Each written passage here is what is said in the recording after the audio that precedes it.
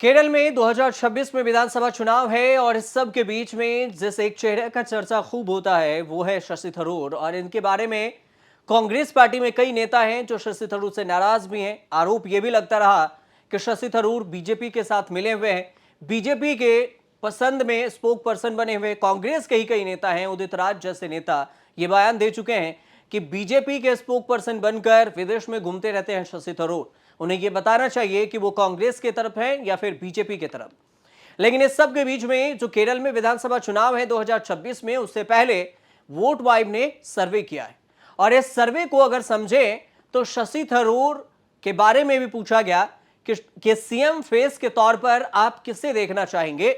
तो कितने फीसदी लोगों के पसंद है ये आपके स्क्रीन पर है, आपको ये हम विस्तार से बताएंगे। इसमें 6 से 7 नाम है सीएम के तौर पर और इनमें से शशि थरूर नंबर 1 पर है।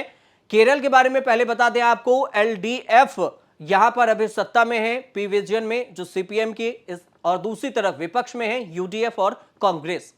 तो इस हिसाब से देखा जाए तो शशि थरूर के बारे में जो वोट वाइब ने सर्वे किया उस पर आपको यह दिख रहा है, जो 28.3% लोगों का यह कहना है कि शशि थरूर को अगर यूडीएफ और कांग्रेस प्रोजेक्ट करती है सीएम के तौर पर तो 28.3% लोग शशि थरूर को समर्थन करेंगे।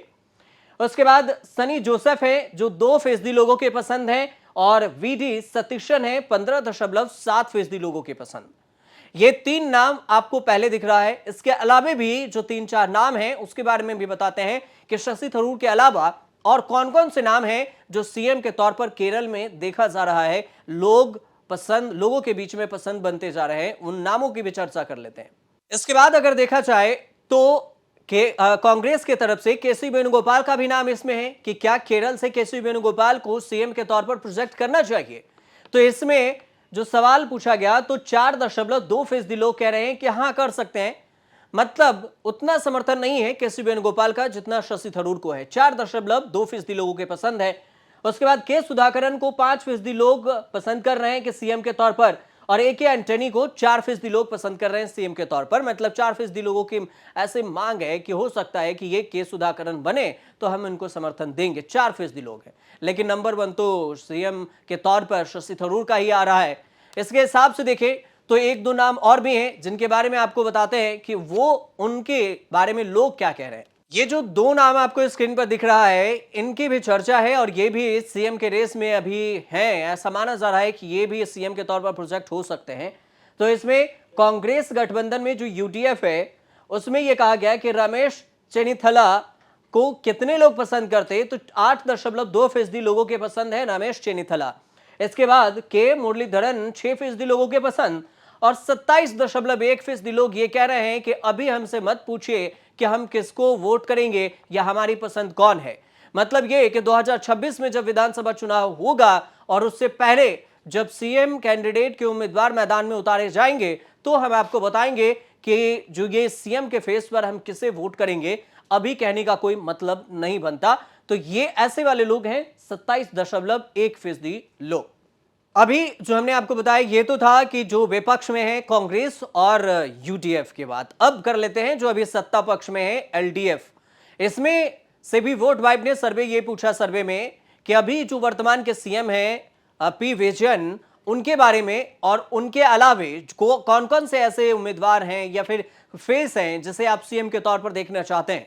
तो वोट वाइब का जो सर्वे है काफी दिलचस्प सर्वे आया है। इसमें एलडीएफ की तरफ से सीएम पद का चेहरा कौन होना चाहिए, इस सवाल के जवाब में पी विजयन को 17.5% लोग पसंद कर रहे हैं, के शैलजा को 24.2% लोग और मोहम्मद रियाज को 5.3% लोग, एम ए बेबी को 5.8% लोग।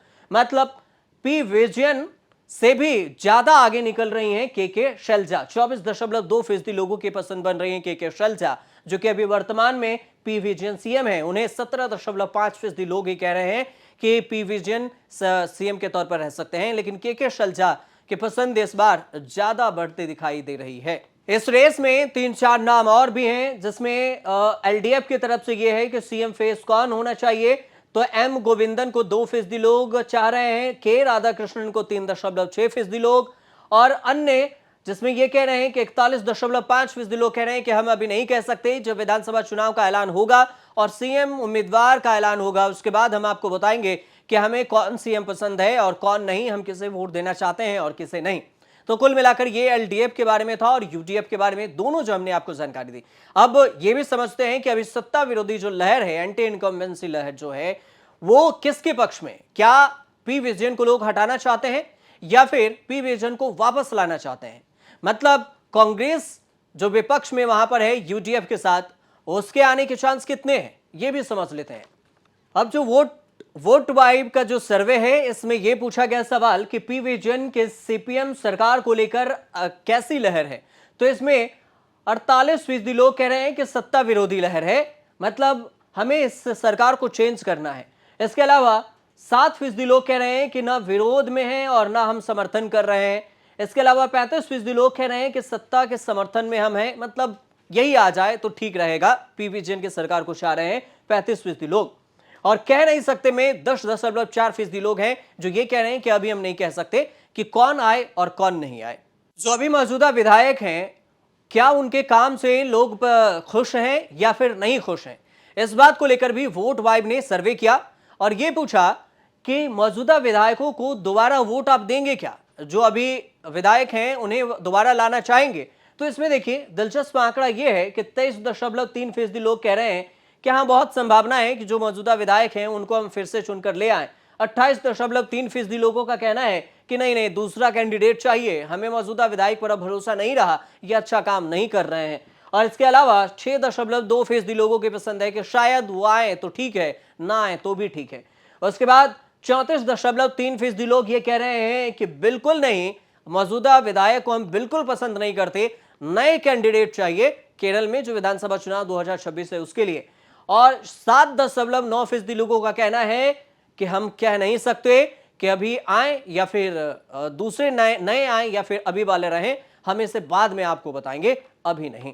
इस सर्वे में आगे जब आप बढ़ेंगे तो आपको दिखाई देगा कि सवाल ये था, वोट वाइब ने सर्वे में सवाल पूछा कि केरल के विकास के लिए आप किस पार्टी पर भरोसा करते हैं। तो 27.8% लोगों का कहना है कि एलडीएफ और 38.9% लोगों को कहना है कि यूडीएफ।